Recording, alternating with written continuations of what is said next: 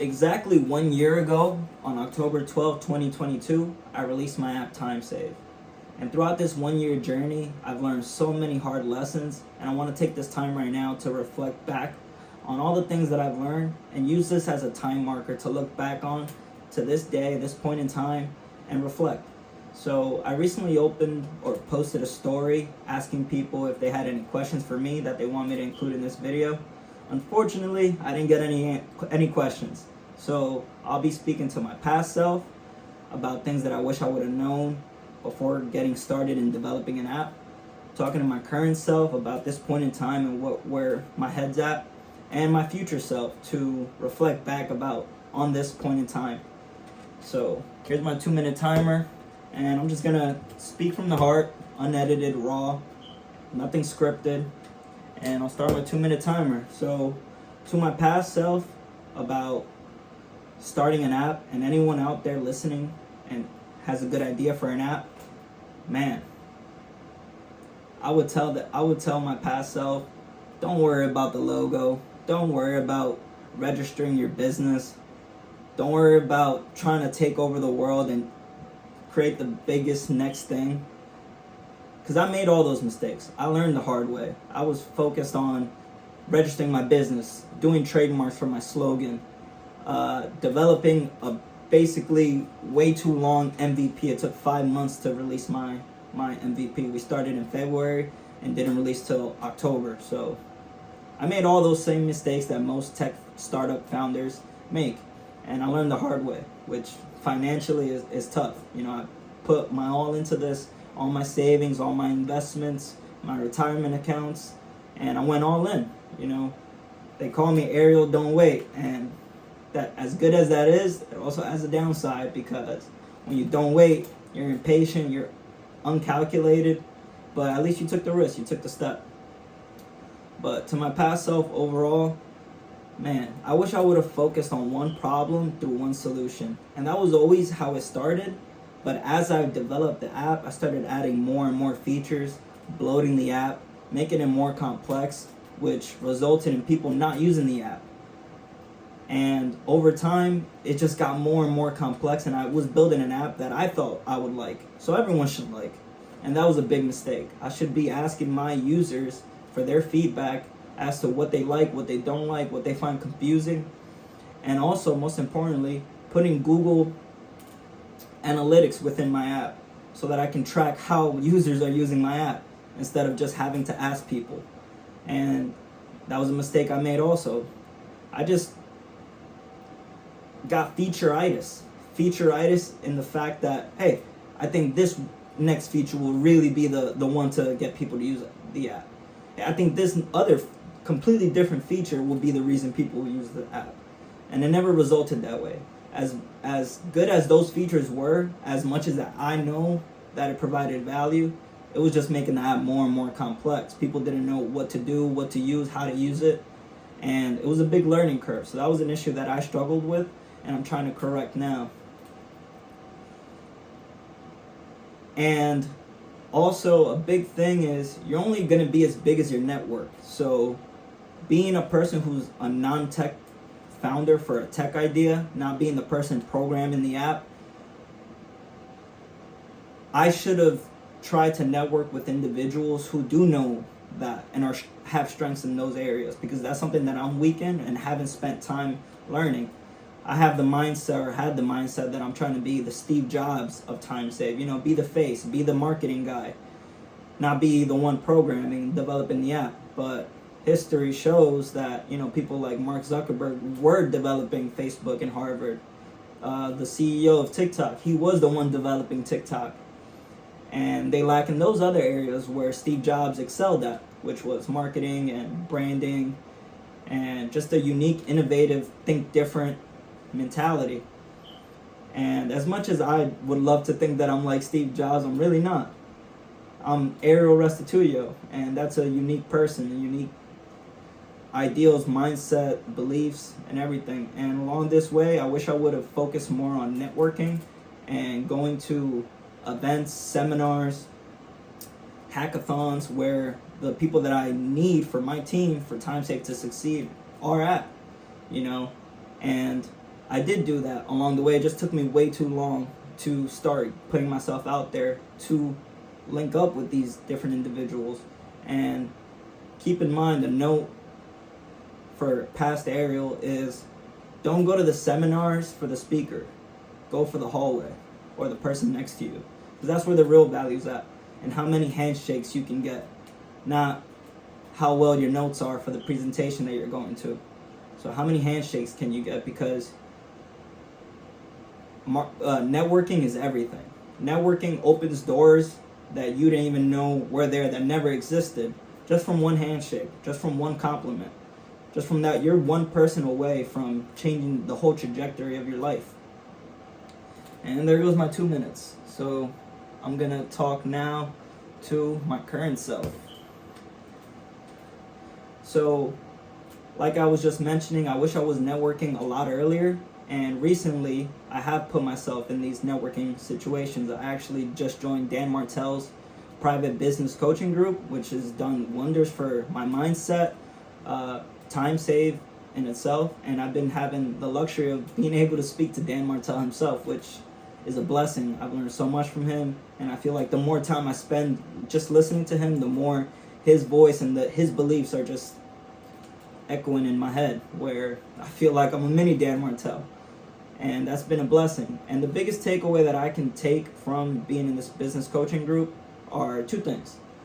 One, I asked Dan, hey, my app's Timesave is to help people find, plan, and share things to do. And he was like, whoa, like, these are 3 different problems. It sounds complex already. Like, what do I use your app for?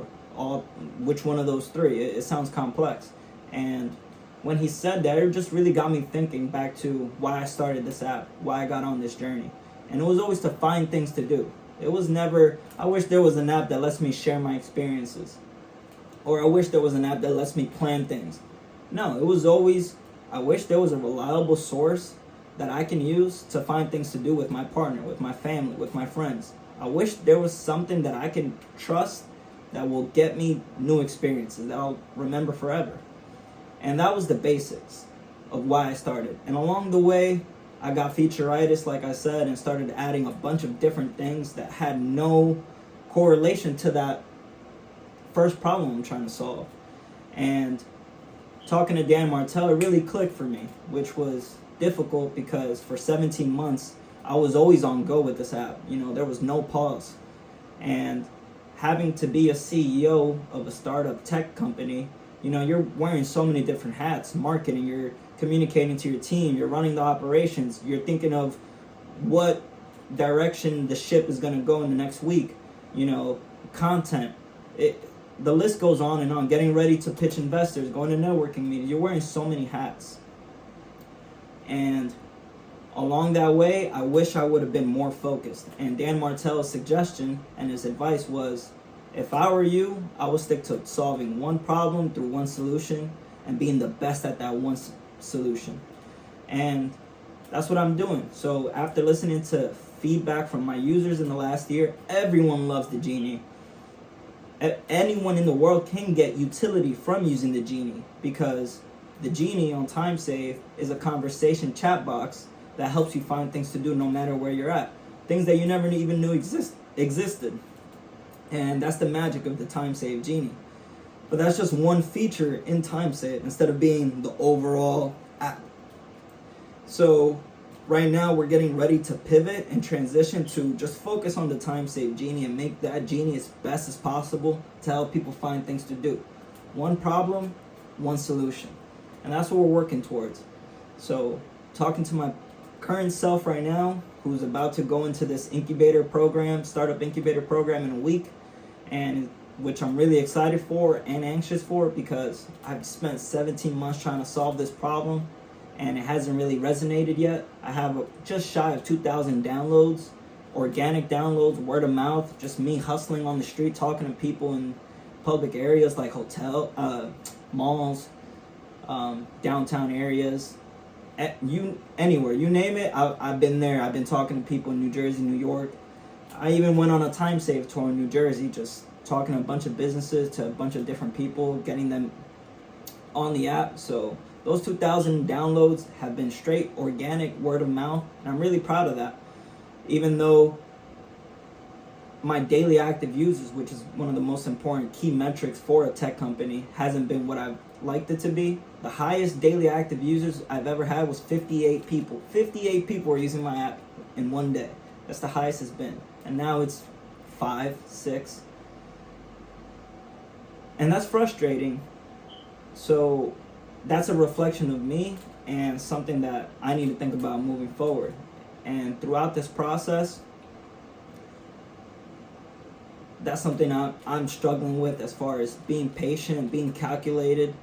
And that's what business is teaching me. That's what I need to improve on, is being more calculated as to what direction I need this team to go, this app to go, and to build it with a nice focused manner.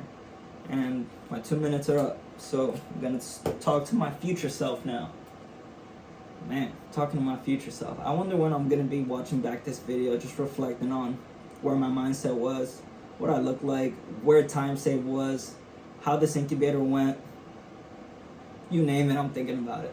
But just speaking from the heart to my future self, man, business is the biggest self-improvement journey you can go on. Because throughout business and trying to be a successful business person, there's so much self-reflection, self-improvement that you need to undergo for your business to succeed, no matter what it is. And I've learned that your business is a reflection of yourself, your mental health. So if you're not taking care of your mental health, physical health, meditating, having a balanced life as far as relationships, love, friends, family, then you're going to be uneven, and it's going to reflect in your business, in your product, in your service. So the most important key aspect that any business needs is a leader who's on point. Because as soon as you're not on point, it's going to reflect, it's going to show. So consistency, building a routine that works for you, learning yourself and knowing what you need to focus on, what you need to cut out, that's key. And a big thing that I'm still struggling with at 27 years old is saying no. And Steve Jobs said it best, the best thing you can do as a startup founder, as a businessman, is learning to say no, not yes. Saying no to things that don't add to your goal. So that's entertainment, sports, going out on the weekends, summertime. All those things that don't add up to that ultimate goal. And that's been a struggle for me because I'm so used to living that lifestyle. I went to college. I like going out, having friends that go out, doing new things with my friends, watching the Celtics. I'm a big Celtics fan. I like the Eagles, so all these different distractions are just attacks from the matrix that don't add up to your ultimate goal. And I just need to really realize moving forward what aligns with that goal and stick in my own lane. I can't be doing the same thing everyone else is doing and expect different results. And that's something that I'm still struggling with, as well as being patient and calculated. Now that I'm getting ready to pivot and redesign my app, or get ready for the second phase of Timesave, because the whole MVP design is completely done. It's going to take 5 weeks to get out this new app that I know everyone's going to love. I've worked so hard on it, and it's going to take exactly 5 weeks to develop it. But these things are things that I wasn't doing before. I really live by that slogan, don't wait. And as that has two sides of it. It's a double-edged sword, because it's great that you can take a risk, get started right away, don't overthink it, but it's bad because you're not being patient, you're not calculated, you're not thinking of every single scenario, researching all the competition. That's the bad part about it, and that's what I'm doing now, is being more calculated as to where I want to take Timesave, how I want to develop it, the phases that it's going to have to go through to get to where I need it, instead of let's get started and we'll figure it out, because that's the mindset that I've taken along this entire way, and it hasn't served me. It's only made me learn the hard way financially, having an unbalanced lifestyle where I'm working a lot and not spending time with the people that matter most to me. So just moving forward, you know, that's key to success. What else would I want to tell my future self? Man, networking is key. Camden Weiss, he's been such a great influence for me. I just got off the phone with him 2 days ago, and gave me so much advice about what's key right now is strategic partnerships, applying for grants, and not just raising money just to raise money. I need people that are gonna help me that have done it before, are in a similar space, and I could provide value for Timesave. And hopefully someone out there that's watching that has a dream, that's trying to start an app, you can take something from this video and myself. So this is my video to my past self, my current self, my future self, a reflection, a time marker as to October 12th, 2023, 1 year into my app, and having to pivot and redesign, 17 months later. Man, the most important thing is I haven't given up. And I'll leave it with this. One of my favorite quotes is from Thomas Edison. And he said, I haven't failed. I just found 10,000 ways that won't work. And as hard as those 10,000 ways, iterations are, you need to get those reps in. You need to get that work in to get closer to solving that problem. And I know that the problem I'm trying to solve of helping people find things to do and helping small businesses get the exposure that they need is a serious problem. I've gone and talked to enough people and businesses to know that this is something that's lacking in the market. And I know Timesave can bring a unique opportunity to this, but there is a short window for this idea. So I just need to stay focused, make a clean app design that everyone loves to use, that creates word of mouth marketing, and most importantly, don't give up. And I haven't given up, and you'll see me back. Don't wait.